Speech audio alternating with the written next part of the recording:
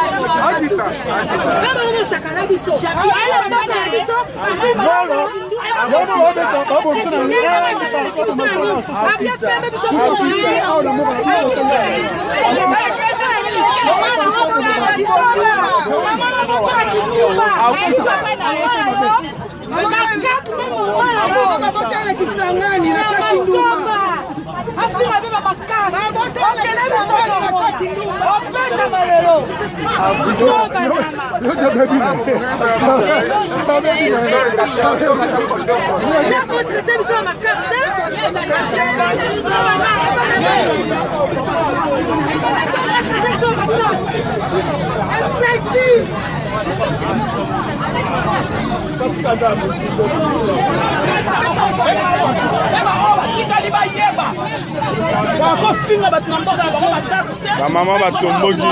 Notre propre pays, chez nous, alors pourquoi ils sont dans la gêne?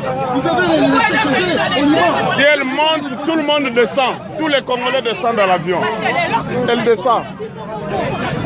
Maman, tu ne peux pas venir chez nous. Et puis nous inciter, moi je descends dans une macabre. Si elle monte dans cet avion, nous, tous les Congolais vont descendre. On ne peut pas accepter ça ici au Congo.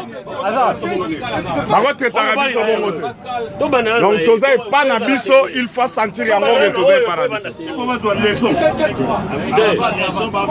Si elle monte dans cet avion, elle va voir ça. Il faut pas quitter. C'est l'avion.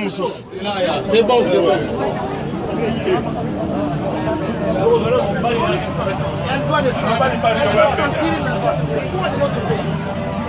Dans notre propre pays, toi.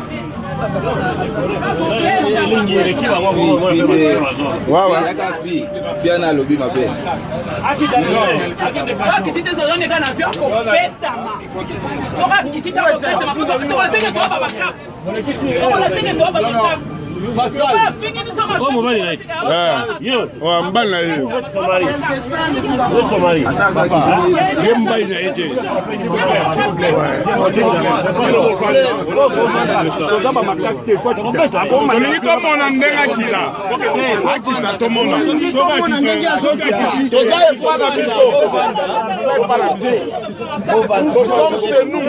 Ici, c'est chez nous. Nous sommes des Congolais en chair et en os. Laisse de filmer.